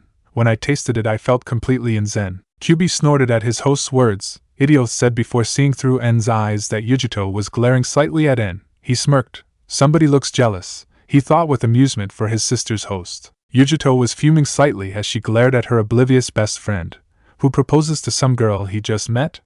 Just because she makes good ramen isn't an excuse. I agree, kitten, Nibby added. You need to show that slut who the alpha female is. Don't let her take your man. Yeah, wait a minute. Yugito thought. Nibby, he isn't my man. Oh, kitten, Nibby said with sympathy. It's so obvious you like him and that he likes you. And I are friends, just friends. Yugito stated. Nibby smirked from within the CLO. She questioned, then why did you have the urge to attack that waitress when N proposed to her, She asked with a wide grin. Yugito huffed at her words but blushed slightly. I have no idea what you're talking about. You know exactly what I'm talking about. Admit it, you love N-kun. He's been your best friend since you guys were just in diapers, and don't you dare think for a second I didn't know about you started having a crush on him when you were 6. Just because we weren't friends then doesn't mean I couldn't feel your feelings. For Kami's sake, he likes you and you like him. It's basic chemistry. You like each other. Yugito didn't say anything as Nibby's words resounded through her. She knew it was true, but did N know that she had feelings for him? He was clueless most of the time. Well, we can all agree on that, Nibby said. Yugito rolled her eyes as they walked back to their temporary home. Hey, big brother, N said as he looked at B. When will Pops and I come? Not that I'm complaining, seeing as when they find out I revealed my armor I'll have to run, he rapped. B went into a thinking pose. Well, since the second part of these exams are over, I guess they are on their way now. Though if you honestly think you can outrun them, you're a fool. You may as well throw in the towel. Team B, Yugito and Co groaned at the raps while Darui merely rolled his eyes. Man, those two really are brothers, he thought as he saw N and B taking out their notebooks and writing different rhymes they had thought of and were comparing them. The next day the genin worked hard, each learning or mastering a new stance or technique. N had finally managed to create 2 fireballs but had yet to be able to make them move as he wanted. When the sun set, everyone headed back to the hotel, save B, N, and Yugito. Don't worry, Yugito assured, we're just going to check something out. Darui and the others nodded before heading inside. The Jinchuuriki trio slowly made their way down the street before N saw something that caught his attention, a flower shop. He quickly veered towards it with Yugito and B following him, understanding why he needed to go there. They entered the shop and were surprised to see the Ino girl from the exams at the counter reading a magazine. Ino glanced up briefly when she heard the bell ring before going back to her magazine before glancing back up when she recognized them. Hey, what are you doing here? She demanded, and looked at her confused. Getting flowers? This is a flower shop, right? Ino blushed slightly but nodded. She instantly went into gardener mode. What types of flower do you want to buy? There are different types of flowers for a certain subject. And gave the girl a sad smile. Love and loss. Ino's eyes widened when she realized what it meant and guided the blonde towards a bright pink flower with purple dots. This is a sweet pea. It represents goodbye to someone we love. And nodded and picked a couple of them out. Ino led them to another part of the shop where the roses were and indicated a red and white rose is a symbol for love, while the white represents silence and devotion. When N had picked up a couple roses, Ino led him to a row of orange flowers. These are marigolds. They represent death and grief. And picked some of the flowers and he took them at the counter where Ino told him the cost, which he promptly paid. May I ask who they were? Ino asked softly, and smiled sadly. Family. He then left the store with Yugito and B and headed towards a certain part of Konoha he had made sure to remember. The memorial stone of Konoha held the names of every single man and woman who had died for their country. It was on this very stone that N's birth parents' names were engraved on it. After a bit of searching, N found his birth parents' names, Namikaze Minato and Uzumaki Kushina. He placed the flowers on the memorial and silently cried for his biological parents. While he had found family, it still hurt to never know a mother's love, seeing as A's mom had died when he was young and Pops never liked to talk about it because it made him too sad. And looked up as two hands touched his shoulder. Yugito and B were looking at him with sad expressions on their faces as their friend/brother cried at his biological parents' gravestone. "Don't worry, brother, you're not alone," B said, for once not talking in rhymes, as he looked at his brother, and nodded. The three turned back to the stone and both prayed for the two people who had given N the gift of life. Jiraiya was watching the sad scene with a sad smile. Being a spy master, the three never noticed him. "It's kinda weird, you know," and said as he looked at the gravestone. "If the attack never happened, then Big Brother would never have taken me to my home. I may have even been in these exams, but as the fourth son and not the third Raikage son, I may have fought against my friends and wouldn't have thought anything about it." He chuckled sadly. "How funny things turn out, eh? If that had happened, then I never would have met you, B and A. We may not have become brothers, and I wouldn't have known you, Yugito-chan. I wouldn't have known Mabui-nichan, Samui, Karui, Omoi, Darui-sensei, C-sensei, Ko, Atsui, Shurshin, no Kujiri, not even Dad." B and Yugito didn't say anything. The thought was too weird for them. A single event changed so much and changed so many people. "But I'm happy," and said, "I do wish they were still alive, but I'm happy to be in my real home with my friends and family. I'm happy about how life has turned out for me. Despite my birth, everything else has been good for me. I'd rather be in Kumo than in Konoha. Despite me being born here, it will never be my home." And then stood up and looked at his friend and brother with a smile. "I'm a Kumo ninja with awesome rhymes. And I ain't afraid of what could have been in another time." B chuckled. "Yeah, alright, little bro. To not say our rhymes are awesome is a big no-no." He held out his fist and N fist bumped him. Yugito was shaking her head in disbelief of the two, but a warm smile was on her face. The three left the training ground. The stones seemed to shine in the sun's rays, while the flowers left there seemed to glow brighter. The two Konoha guards at the main gate were leaning against their chairs with bored looks. It had been a pretty hectic week for the two, as dozens of nobles and daimyos entered the village to watch the final part of the Chunin exams. The Kage himself was to come soon to watch his children compete. Izumo then noticed some figures coming near them. He thought they were travelers, but when the figures were close enough, he quickly stopped leaning against his chair. He quickly shook his friend Kotetsu awake. "A Kotetsu, Kotetsu," he shouted as his friend finally woke up. When Kotetsu looked at him with a glare for waking him up, Izumo quickly pointed down the road. Kotetsu looked around his friend and jolted when he saw who it was. Yatsuki Raisin, the third Raikage of Kumogakure, was walking towards them. His eldest son A, who was known as fastest man alive, was walking at his father's side. A couple more of Kumo's jonin were with them, as well as a palanquin being carried by 4 strong men. Inside, the daimyo of Kuminari no Kuni was sitting inside it, looking as noble and regal as ever despite his age. "And no way!" Izumo gasped. "The third Raikage," Kotetsu whispered in awe as he saw 2 of the strongest men alive walking towards them. They let the Kage enter the gates wordlessly, still gaping at the legends in front of them. All of a sudden, the third Hokage appeared in front of the third Raikage with a smile. "Our Raikage Dano, it seems you and the Lightning Daimyo have arrived safely," he said kindly. Raisin nodded his head in greeting. It was pretty funny to look at the scene. The Raikage was at least a head taller than the Hokage, and despite being nearly as old as the Hokage, he was still more massive than the man, and honestly looked much more intimidating. The Hokage walked down the main street with Raisin, and the others follow him, the Lightning Daimyo looking around from his palanquin with interest. The civilians quickly made way for their leader, and when they saw the intimidating form of Raisin, they quickly began to whisper, "It's the Raikage."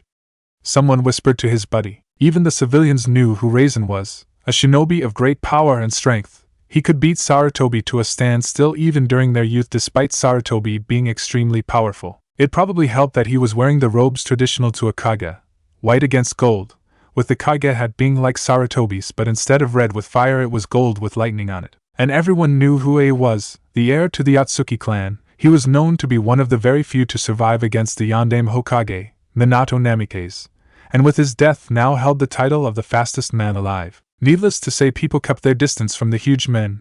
They were normal civilians, and even their appearance just seemed to scream power. They knew better than to piss them off. "It's been a while since I've been here," A muttered to his father so no one could hear. "It's different. Nothing is on fire and destroyed," he said as he remembered seeing the aftermath of an angry Bju.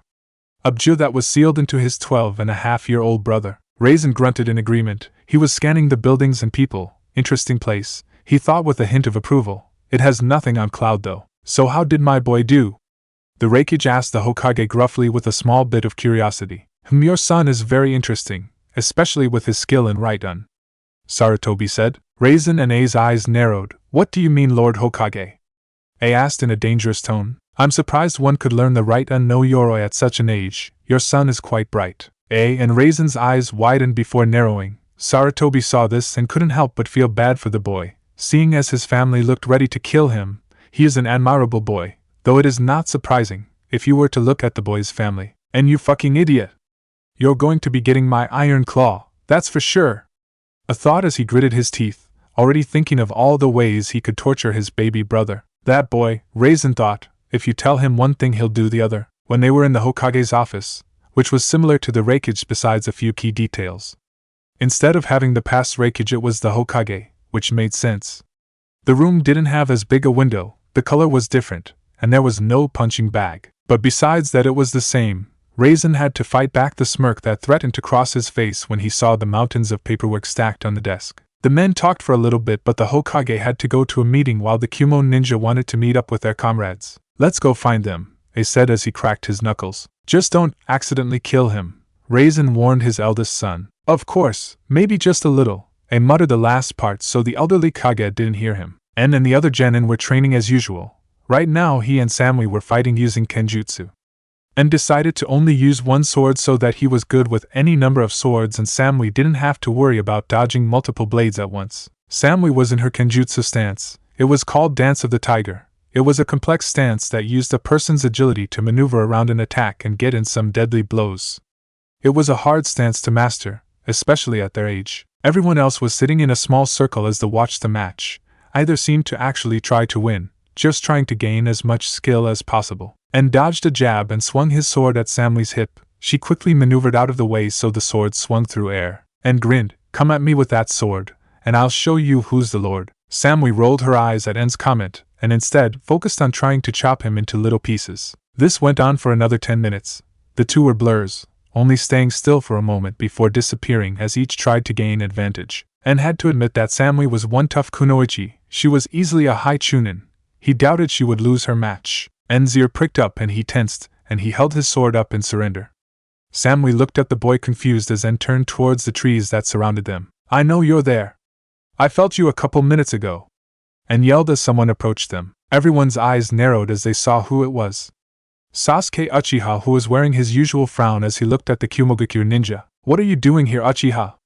Yugito asked, and not too kindly either. "HN, like I have to tell you," was the boy's response. Karui glared at the boy. "If you're trying to spy on us, I swear to Kami I will shove this sword up your ass." Though I doubted it fit seeing as there is already a 10-foot pole up there. Sasuke's eyes narrowed at the redhead. "Shut up, flat chest," he said coldly, and groaned as Yugito, Omoi, and Ko struggled to hold back the screaming girl who was waving her sword in a frenzy. "You wanna say that to my face, you emo little asshole?" Karui yelled at the boy as she elbowed Ko in the face, making the boy fall back, clutching his nose and groaning in pain. TCH, Sasuke walked away from the group while En and Samui helped Yugito and Omoi to hold of Karui, who was surprisingly very strong seeing as it took all four of them to hold her back. Only when the Uchiha was out of sight did Karui calm down enough so that the others could let her go, and know that she wouldn't go after him. And noticed Ko was on the ground still clutching his nose. "I think you broke it," he whined, though it was hard to understand him because blood was coming out of his nose. Here, green chakra surrounded Samui's hands and she pressed them gently against Ko's nose. There was a snap, and Ko's nose was back to normal. Sorry about that, Ko," Karui apologized where Ko waved off the apology. "It's fine," and looked up at the sky and saw the sun was starting to go down. "We should probably head back." He paused as he felt a chill creep up his spine as he heard a very familiar roar behind him. "There you are, you little punk!" Everyone turned towards the source of the voice and saw with surprise that it was A, who was being followed by the Raikage. "Big brother Pops," and said happily, "You're here, Ga." And couldn't say any more as A disappeared and reappeared in front of En, crushing his face with his massive hand. "Don't be all happy, you little twerp." A roared, "We gave you one fucking order and you broke it," and was struggling to get away from A's killer grip but to no avail. MMH MPH Mer MPHMN. He tried to explain but A's hand was in the way of his mouth. I released the blonde, whose face looked a little damaged but was slowly healing. "I had to use it," he explained. "I was up against a really strong opponent. He was as fast as me." A seemed to think on that but his anger came back, and no excuses. he yelled as he punched the boy in the face, making him fly into a tree. Yugito, Samui, Karui, and Omoi were backing away from the scene. Why do these types of things happen to me? Yugito wondered. After a couple minutes and managed to explain why he had to use the armor, he then told his brother and father every detail of his fights, while the other genin told them theirs. I'm proud of you guys, all of you have made it to the final rounds. You're defiantly worthy of being Chunin, Raisin said with pride as his subordinates stood up straighter at the praise. Hey, where are Darui and B? A asked as he realized his friend and brother weren't here. Darui-sensei went to get some jutsu scrolls for us, Ko said, but B. He kinda ditched us and went off somewhere. We really don't know where he is. That's B for you, A groaned while Raisin chuckled. Hey, at least your sensei doesn't ditch you, Karui muttered darkly. What are we supposed to do? That idiot of a sensei is off somewhere, probably trying to find inspiration for his stupid rhymes. Raisin said as he pondered on his options before giving the dejected team B a small grin. Well, you have a sensei right now, eh? Karui and Oma said as one while Samui looked at the Kage in surprise, already knowing what he meant. I'll train you myself. I won't have you guys become weaklings just because of my lazy-ass son. Karui and Oma gasped. Our Raikage-sama, you're going to teach us. Karui stuttered. Oh man, our Raikage is going to teach us. But what if he gives us a super hard jutsu and no matter how much I try I can't perfect it enough for his satisfaction, and he'll see me as a worthless shinobi and exile me to the mountains where I will become an old hermit who goes insane and my best friend will be a rock named Freddy and Dash. Omo never got to finish his train of thought as Karui realized what he was doing and she punched the boy in the face, knocking the poor boy out. A week later that night had fallen, but people were still out on the streets as light and streamers hung to the tops of rooftops. Men and women were getting drunk or hanging out with their buddies while the children ran around and played at the different games and tried the different foods the stalls had. The festival had been going on for a week. The reason was because the final part of the Chunin exams was in a few weeks' time. The participants were getting ready for the battles they would fight at the end of the month. In one building the Suna team were getting ready. Temari was cleaning her fan with a cloth while Kankuro was testing out his puppet crow. In a month, huh?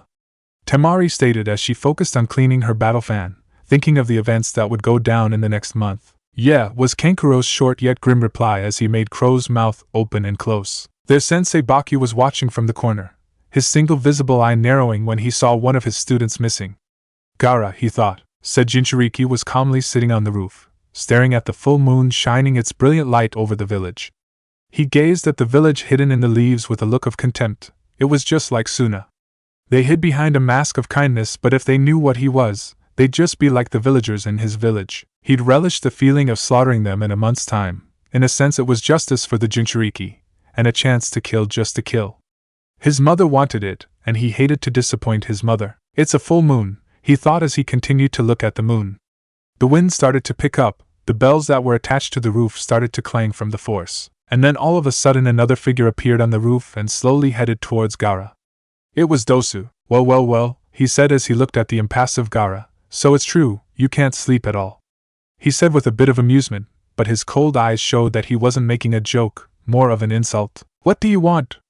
Gaara asked the Oto ninja. Dosu chuckled darkly. I'm here to kill you. If I do that, then there is a chance that Lord Orochimaru will forgive me for not killing the Uchiha in the Forest of Death. Gaara said nothing but stared at the boy with cold teal eyes. I know about your sand attack. Let's see what's faster.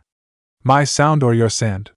He then held up his arm and revealed his sound gauntlet, ready to attack. Gaara's eyes narrowed, the wind picked up and the bells clanged together noisily. When the moon is full, Gaara suddenly spoke as the moon hung overhead. In the full moon, his blood boils. Behind him sand started to come out of his gourd, even more sand than when he fought in the preliminary rounds. Dosu trembled as the sand's shadow got bigger and bigger, the sound twisted and turned and split into halves. What are you? He whispered in fear. The roof in front of him exploded as whatever Gaara's attack was hit the roof and raced towards him. Dosu screamed as the attack hit him dead on. The dust cleared to show a panting Gaara who seemed to be overcome with his Ju's bloodlust. Dosu's arm was only visible under the wreckage, bleeding. Gaara smirked. Dosu was dead and his mother was content, and soon he would slaughter the happy villagers below him, ignorant of his power. He'd show them, he'd prove his existence. Right after he killed the Kumogakure Jinchuuriki.